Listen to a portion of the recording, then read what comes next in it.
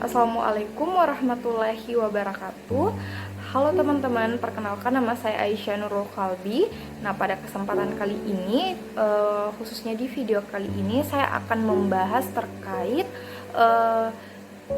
salah satu penyakit jenis gangguan kesehatan mental, yakni obsesif kompulsif disorder atau biasa disingkat dengan penyakit OCD. Nah, lalu bagaimana sih gejala serta faktor dan penyebab dari resiko pengidap penyakit OCD ini? Yuk sama-sama kita simak videonya. Adapun pengertian dari penyakit obsesif kompulsif disorder atau biasa disingkat dengan OCD ini adalah bentuk masalah kesehatan mental yang membuat pengidapnya mempunyai pemikiran dan dorongan yang tidak bisa dikontrol yang sifatnya berulang atau biasa disebut dengan obsesi, serta munculnya perilaku atau paksaan kompulsif.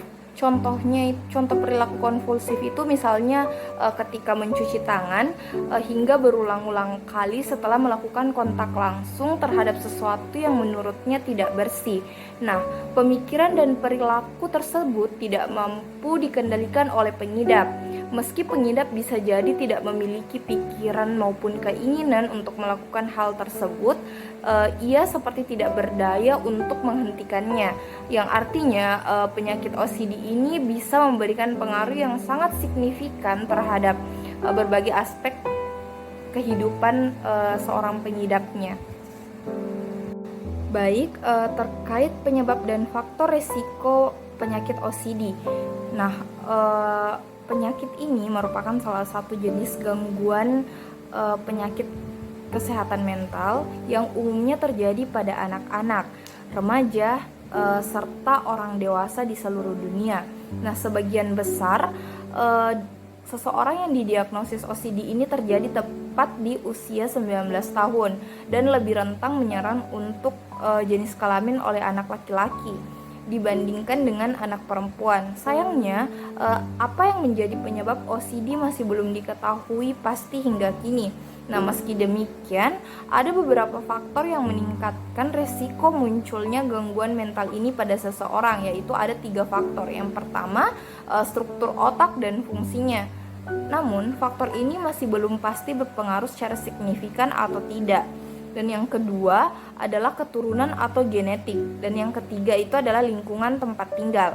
Nah, dari ketiganya, lingkungan tempat tinggal menjadi faktor resiko yang paling berpengaruh oleh gangguan penyakit OCD ini, karena OCD akan lebih rentang terjadi pada orang-orang yang tinggal di lingkungan yang tidak mendukung perkembangan psikis masa kecil, misalnya anak yang sering diejek atau diremehkan karena kekurangan yang dimilikinya. Nah, itulah mengapa dengan kondisi ini memicu munculnya perasaan timbal balik untuk selalu terlihat sempurna dan melakukan hal dengan yang perfect.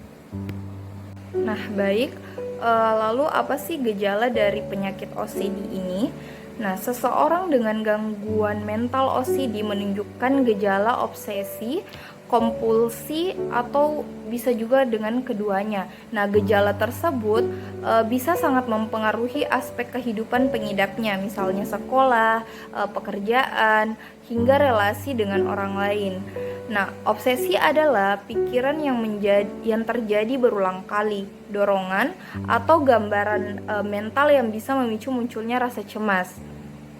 Sementara itu, kompulsi adalah perilaku yang dilakukan secara berulang. Nah, pengidap OCD akan mendapatkan dorongan untuk melakukan perilaku dalam menanggapi pemikiran obsesif.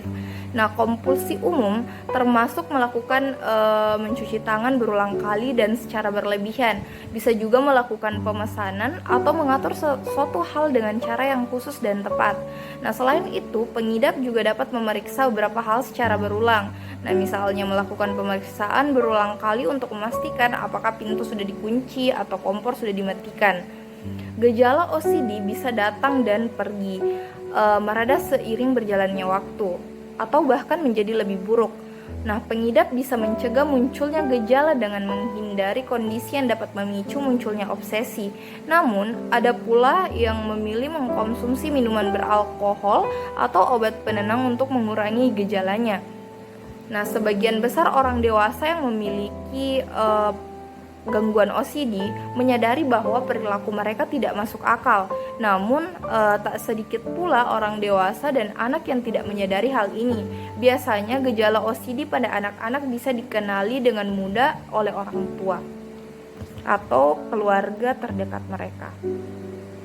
Oke, baik, terkait pembahasan yang menyatakan apa ketika kita mengidap penyakit gangguan kesehatan mental ini atau penyakit OCD ini, apakah bisa diobati atau bagaimana sih cara pengobatan dari penyakit OCD ini?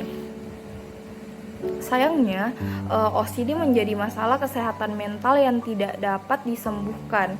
Meski demikian, pengidap bisa mengurangi gejala yang dapat mengganggu aktivitas dengan menjalani beberapa perawatan. Nah, pengobatan OCD terdiri dari dengan mengkonsumsi obat-obatan, menjalani psikoterapi, atau kombinasi antara keduanya. Meskipun sebagian besar pengidap OCD membaik setelah mendapatkan penanganan, beberapa lainnya terus mengalami gejala. Nah, terkadang orang dengan OCD juga memiliki masalah kesehatan mental lainnya seperti gangguan kecemasan, depresi, gangguan dismorfik tubuh atau biasa disebut dengan gangguan ketika seseorang memiliki anggapan yang keliru bahwa ada bagian tubuh mereka yang tidak normal. Jadi sangat penting untuk melihat potensi adanya gangguan lain tersebut ketika menentukan pemilihan perawatan.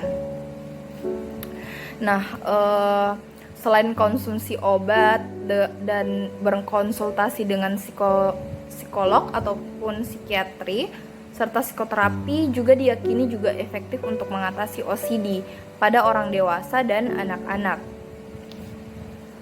Oke, baik teman-teman, itulah tadi beberapa penjelasan terkait salah satu penyakit jenis gangguan kesehatan mental, yakni obsesif kompulsif disorder atau biasa disingkat dengan penyakit OCD. Entah itu pengertian dari penyakit OCD, penyebab dan faktor risiko dari penyakit OCD, serta gejala-gejala OCD, diagnosis OCD, dan bahkan cara efektif untuk pengobatan jenis OCD ini.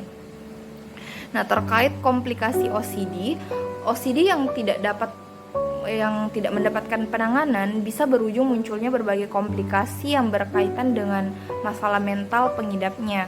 Ini termasuk stres, depresi, atau gangguan kecemasan lainnya. Nah, lalu ketika kita membahas terkait pencegahan dari penyakit OCD ini, menurut dari sumber yang saya baca, tidak ada cara yang pasti untuk mencegah penyakit OCD ini. Namun, mendapatkan pengobatan sesegera mungkin dapat membantu mencegah OCD memburuk dan semakin mengganggu rutinitas pengidap. Nah, baik, mungkin itu saja yang sempat saya jelaskan. Mudah-mudahan bermanfaat. Lebih dan kurangnya mohon dimaafkan. Wabillahi taufiq wasa'ada. Assalamualaikum warahmatullahi wabarakatuh. Pesan dari saya untuk teman-teman semua, jangan pernah takut dan merasa malu untuk lebih mengedepankan dan lebih mencari tahu terkait gangguan kesehatan mental kamu. Jaga mental kamu, karena mental dan fisik itu penting khusus untuk kita. Assalamualaikum warahmatullahi wabarakatuh.